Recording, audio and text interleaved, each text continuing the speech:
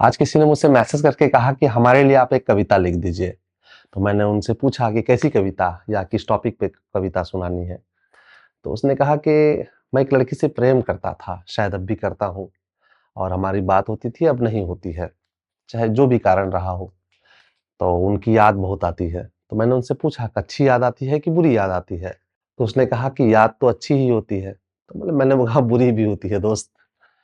तो मैंने कहा कि अच्छा, अच्छी याद के लिए कविता लिखते हैं तुम्हारे लिए। तो उसपे मैंने एक कविता लिखी कि मुझे उससे प्रेम था, शायद है, शायद उसे किसी और से प्रेम था, पर उसकी याद अब मुझे तोड़ती नहीं, बल्कि किसी खेत में गिरती ओस की बूंद की तरह धीरे धीरे भीतर उतर जाती है, शांत और बेहद कोमल।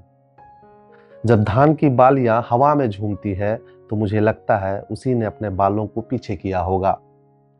वैसी ही नरमी, वैसी ही एक हल्की सी लहर धान की खुशबू में उसके पास से गुजरने वाली वो शांति बसती है जो बिना आवाज के भी दिल छू जाती है। सरसों के फूलों को जब धूप चूमती है तो मुझे उसके हंसते हुए एक चेहरे की चमक दिखाई देती है, पीली, उजली और बिल्कुल सरल। कभी लगता है वह मुस्कान शायद इन्हीं फूलों में कहीं दब कर रह गई। आम के मंजर की गंध आज भी मुझे वैसी ही बेचैनी देती है जैसी पहली बार उसे देखकर मिली थी। वह गंध मीठी नहीं, बल्कि उम्मीद की तरह होती है, धीरे धीरे उठती, फिर पूरे मन में फैल जाती। ओस की बूंदें मुझे उसकी आंखों की नमी याद दिलाती है, वह नमी जो दुख की नहीं, समझ की थी। जैसे वह बिना कुछ कहे दुनिया का पूरा दर्द पढ़ लेती हो। जब भी हवा चलती है मैं उसे सिर्फ हवा नहीं मानता, वह दुपट्टे की उड़ान है जो खेतों के ऊपर से गुजरकर मेरे तक पहुंचती है। उसके दुपट्टे का रंग जाने कैसा था, पर हवा में वह रंग हमेशा ताजा दिखाई देता है।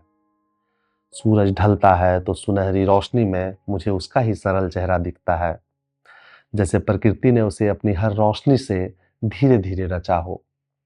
शाम की लाली में उसके गालों का रंग उतर आता है, रात की चांदनी में उसकी शांत स्वभाव की ठंडक मिलती है, और तारों में उसकी आंखों की चमक। प्रकृति का हर हिस्सा, धान से लेकर सरसों तक, मंजर से लेकर ओस तक, मुझे उसी की याद में बदल देता है। मैं अब भी इंतजार करता हूँ, पर यह इंतजार बोझ नहीं है, वह वैसे ही पवित्र है जैसे खेत बोने वाला किसान पहली बारिश का इंतजार करता है। कभी लगता है वह लड़की प्रकृति का एक नमूना नहीं, प्रकृति का ही कोई अधूरा मौसम थी, जिसे मैं पूरी तरह समझ न पाया, पर जिसने मुझे पूरी तरह बदल दिया। शायद वह कभी लौटे या न लौटे, पर प्रेम लौटने पर नहीं, महसूस होने पर जीवित होता है। और मैं उसे अब भी महसूस करता हूँ, धान की नरमी में, सरसों की खुशबू में, मंजर की हल्की मिठास में, उसकी ठंडक में और हवा की हर फुसफुसाहट में। मानो वह अभी भी यहीं कहीं हो, इसी धरती पर, मेरी सांस में, मेरी इस प्रकृति में। तो ये कविता आपको कैसी लगी? और अगर आपको भी कोई कविता लिखवानी हो या फिर कोई कविता सुननी हो तो आप मुझे कमेंट कर सकते हैं या इंस्टाग्राम पर मैसेज कर सकते हैं। मैंने डिस्क्रिप्शन में इंस्टाग्राम का लिंक दे दिया है। और तब तक आप अपना ख्याल रखिए, खुश रहिए, मस्त रहिए, आबाद रहिए, जिंदाबाद रहिए, और हाँ, मुस्कुराते रहिए, क्योंकि मुस्कान है तो जान है।